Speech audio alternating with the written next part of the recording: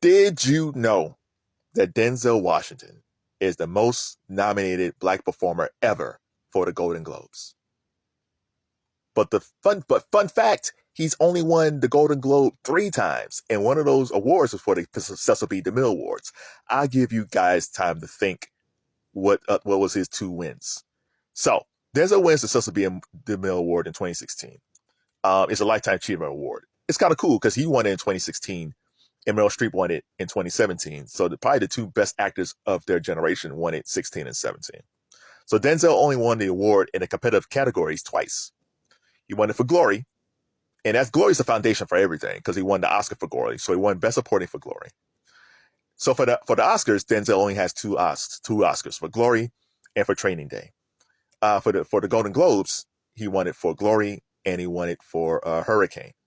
Now the reason I'm it's crazy to me because I always figured since Denzel only won 2 Oscars, I figured that he's won at least 3 or 4 or 5 Golden Globes, but he only won the 2.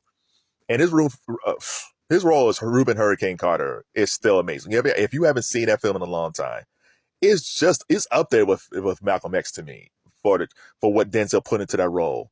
He played a man who lost his freedom, so he played him as a free man, as a jailed man. He learned boxing. He transformed his body. Like Denzel put a lot into that role. So he wins the Golden Globes, and here's a cool story. He wins the Golden Globes, and usually when you win the Golden Globes like that, you have a pretty good chance of winning an Oscar. He doesn't win that Oscar. He loses to Kevin Spacey for American Beauty. And Denzel said that he was bitter after that, like real bitter. And his wife, it took his wife Paulette to kind of get him out of it because he was just like, I put all this work into this role. People said I was brilliant. I'm winning these awards. It's one of the best reviewed films of the year, along with American Beauty. But he really thought he was going to win that because at that point he lost Malcolm X, so he kind of figured, okay, I lost Malcolm X to Al Pacino, so I'll probably win for Hurricane. So he didn't win. The thing about Kevin Spacey's personal life is just crazy, right? Where people don't even work with him anymore. But at his peak, Kevin Spacey is probably one of the most brilliant actors of his generation. His role in American Beauty was okay, but so he won for Usual Suspects. So Kevin Spacey wins the Oscar for Usual Suspects. He wins, but he should have won for Seven. Seven with Brad Pitt and Morgan Freeman and Kevin Spacey and Gwyneth Paltrow was one of the best movies of the 90s. What's in the box? What's in the box? Oh, that movie was so good. If you guys haven't watched Seven in a long time, go check it out. Kevin Spacey, for his limited screen time, was excellent in that, and he should have won the Oscar for that. But he won it for American Beauty. And Denzel was like, well, shoot, screw this. But then he wins the Oscar for Training Day. But it's crazy to me that Denzel has only won 2 competitive Golden Globes for all the roles that he's been in. This is craziness. So when we look at this year's Golden Globe nomination, so he's nominated for Gladiator II. Now you would think since he hasn't won since Hurricane in 2000, I think. No, was it Hurricane 2? Yeah, I think it was 2000. Since he hasn't won for that, he might be up again for Best Supporting for Gladiator. He might win for Gladiator 2 because people say he was the best thing about Gladiator 2. Absolutely. But here's the problem. This year Golden Globes in male categories and female categories is super competitive.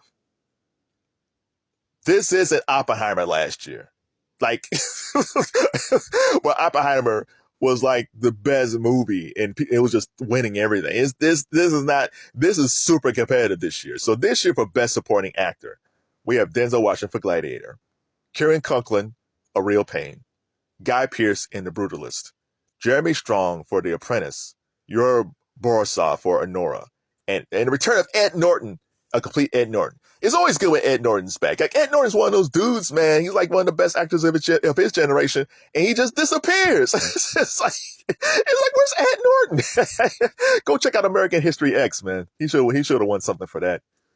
But when I'm looking at this list, like you would think, like, well, Denzel got a good shot of winning. He does. You got Kieran Culkin, you have Jeremy Strong, and the Golden Globe people love Succession. And even though they're not being nominated for Succession, Kieran Culkin's got a lot of good buzz for A Real Pain. And Jeremy Strong played Rory Cohn in The Apprentice. And he was really good at that. So there's a chance that one of these two because the Golden Globes, not the Academy, the foreign press love Succession, they might give it to one of those two, especially like Kieran Culkin, right? I didn't see Yura and Anora, but I always heard a lot of good things about Anora. Anora's like one of those indie films that kind of surprise during awards season. So I won't be surprised if Anora wins something. And it is Ed Norton. I don't think Ed's going to win. He said, "Hey, I'm back, everybody." Gets nominated and he disappears again. So I'm not sure Ed's going to win. I think Guy Pearce for The Brutalist has a good shot of winning. Guy Pearce has always been an excellent actor. I love Guy Pearce since Memento. That's the first film I see in Chris Nolan's. And there's a crazy story about Guy Pearce and Chris Nolan. So Chris Nolan wanted to put Guy Pearce in the Dark Knight trilogy. But there was an executive at Warner Brothers who put out the Dark Knight trilogy. He did not like Guy Pearce. So it's almost like they said either it's going to be the series or the trilogy or Guy. Which one you want? So I guess Chris Nolan was like, damn, I need to make these movies. So that's the reason. Cause I always wonder why. How come Guy Pearce wasn't in any of those Dark Knights? And I think he was supposed to play maybe Ra's al Ghul. I think in the first Batman Dark Knight film, I think he was supposed to play Ra's al Ghul. But there was some executive who didn't like Guy Pearce. Guy Pearce is an excellent actor. And The Brutalist is one of those films that I think might surprise during the award season. I'm not saying it's going to sweep anything. I'm not saying it's going to be Oppenheimer, but it might be one of those films that it might catch a buzz and it might win multiple awards at the Golden Globes and at Screen Actors Guild Awards, or at the BAFTAs, and maybe roll into the Oscars. So we're going to have to see. But man, if Denzel Washington wins for Gladiator II, that's fantastic. It's the fact that he hasn't won since Hurricane, like nothing for Training Day, nothing for John Q, nothing for Man on Fire, nothing for Fences, nothing for Roman J. Esquire. Man, The Book of Eli. Look at all these films I said. This guy is so good. You know, it's funny because they say like there's classes being taught about Beyonce on college campuses. That's nice. There should be really film classes taught about Denzel Washington. You could get from his first film was Carbon Copy. It was a comedy. It was a comedy. And then he went from that to St. Elsewhere. For most people, that would have been a whole career.